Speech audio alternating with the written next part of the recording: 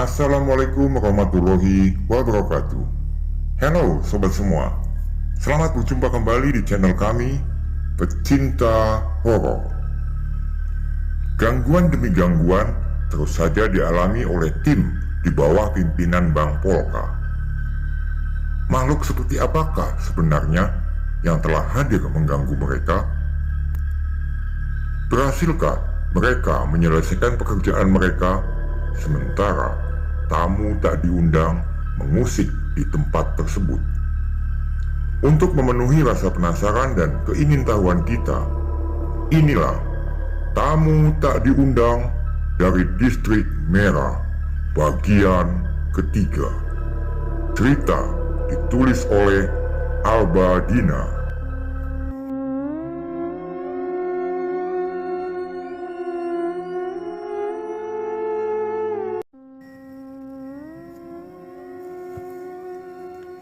Karena tangannya bergerak, Andre pun tersadar.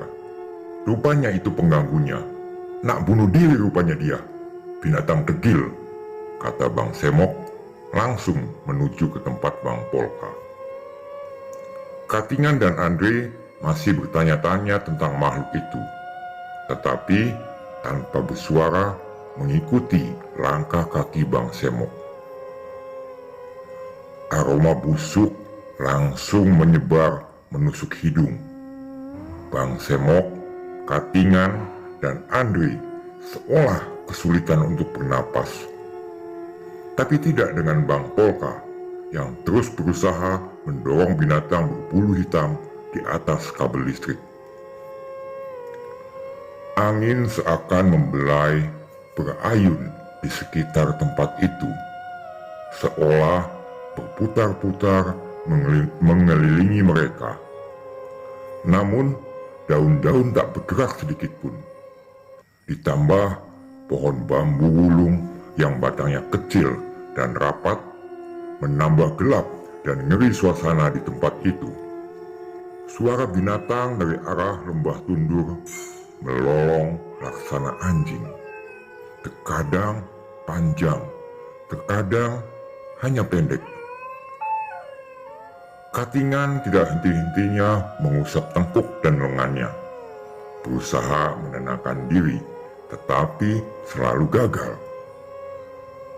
Gantiankah Bang? Andre menawarkan diri, tapi Bang Polka seolah tidak menggubrisnya. Bang Semok menyulut rokok sebelum perlahan mendekati rekan kerjanya tersebut. Tapi belum sampai mendekati posisi Bang Polka, sesuatu jatuh. Buk! Pes! Jatuhnya suara itu menghantarkan aroma daging terbakar yang luar biasa menyengat. Setebal apapun rasanya hidung ditutup kain, tetap tidak ada pengaruhnya. Katingan dan Andre yang jaraknya jauh saja mual, apalagi Bang Semok. Tapi tontonan yang aneh terjadi pada Bang Polka. Entah hidungnya tersumbat atau apa. Dia sama sekali seakan tak mencium aroma yang luar biasa ditolak oleh otak. Perlahan ia melangkah mendekati onggokan yang terjatuh dari kabel tadi. Melihat Bang Semok tiba, Katingan dan Andre pun bergegas mendekati meski sambil berusaha seolah mencari udara yang masih sehat. Bang Polka lalu membalik tubuh berbulu hitam tersebut.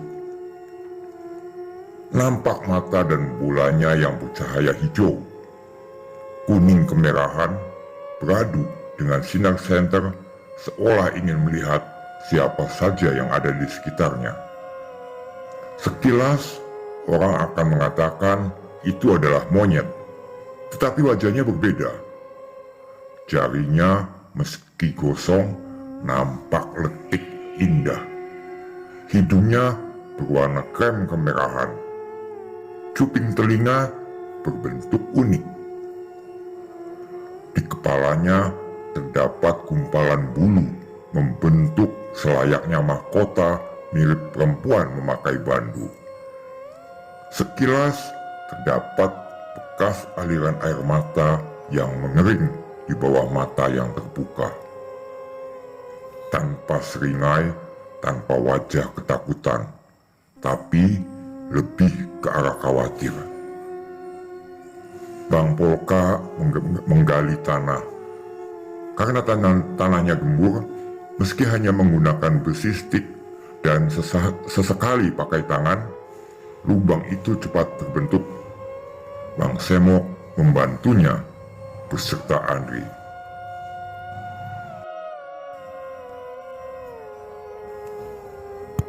Kresek!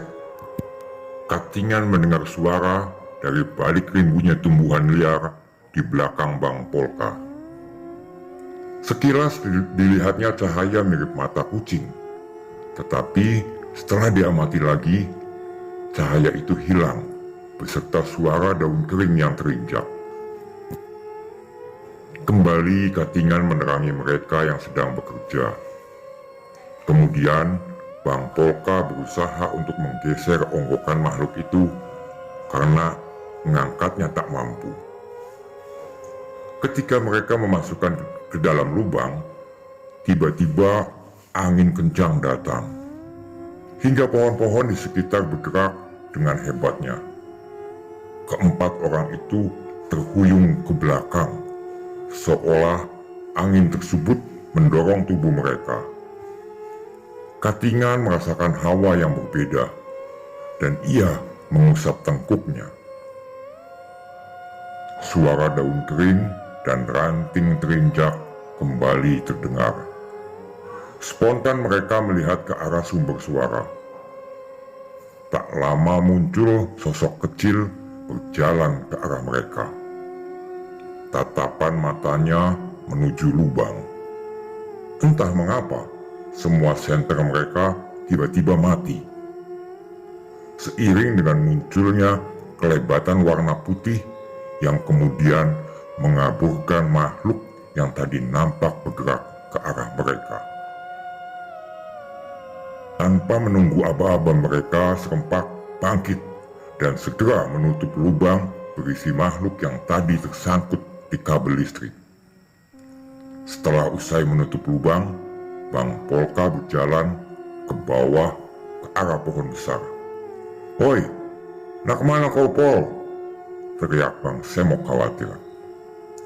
Bang Polka yang diteriaki hanya menunjuk ke arah pohon besar sambil memberi kode kalau hendak buang air kecil. Kencing di bawah pohon besar, mau cari perkara tuh orang sama penghuninya. Dibuat sepanjang tiang, burungnya baru bingung nak masukkan katong, gerutu Bang Semok. Cahaya senternya Katingan tak sengaja menyorot ke wajah Bang Polka. Ia merasa merinding melihat senyum Bang Polka yang aneh seakan mengejeknya. Tetapi senyum itu dirasa berbeda dengan Bang Polka. Bang Polka memang terkenal usil, tetapi ia sangat tahu tempat, kapan dan di mana ia akan jahil dengan orang. Dan Katingan tahu, meski kata-katanya kasar dan keras, tetapi berhati lembut. Solidaritas yang dimiliki Bang Polka sangat tinggi. Meskipun jahilnya sering menyusahkan orang, tetapi jika ia tahu ada yang mengalami kesulitan, ia adalah orang pertama yang akan mengulurkan tangan untuk membantu. Kehidupannya yang keras sejak kecil memaksanya harus mandiri. Karenanya, banyak orang baik yang menghargai dan preman pun takut padanya. Bang Polka sangat tertutup dalam urusan pribadinya. Banyak orang yang tidak tahu jika ia memiliki ilmu yang tidak bisa diremehkan. Pernah suatu kali, temannya yang harus menyelesaikan pekerjaan di suatu rimba yang terkenal dengan binatang langkanya yang sangat buas, meminta bantuan untuk menemani. Dan jalur satu-satunya harus melewati lalu lintas binatang tersebut yang sering tersiar kabar beberapa kali menerkam orang. Namun anehnya saat itu beberapa binatang induk dan anaknya yang lewat seakan tidak mengindahkan keberadaan rombongan Bang Polka. Bahkan ada yang saking ketakutannya setelah binatang tersebut lewat baru sadar jika terkencing. Malam semakin larut. Kilat sesekali masih saja menyabetkan pecutnya di alam raya.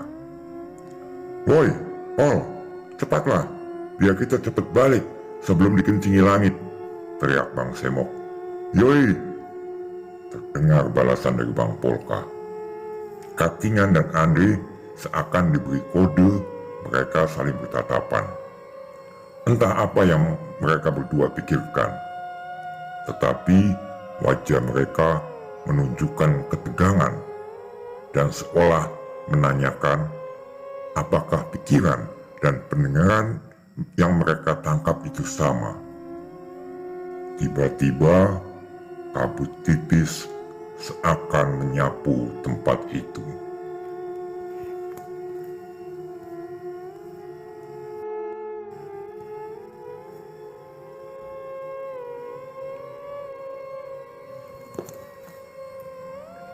Demikianlah kisah Tamu Tak Diundang dari Distrik Merah bagian ketiga. Ikuti terus kisahnya. Dan terima kasih buat sobat semua yang telah setia menonton tayangan kami. Bagi yang belum berlangganan, jangan lupa klik subscribe dan bunyikan loncengnya agar sobat tidak ketinggalan untuk cerita menarik lainnya.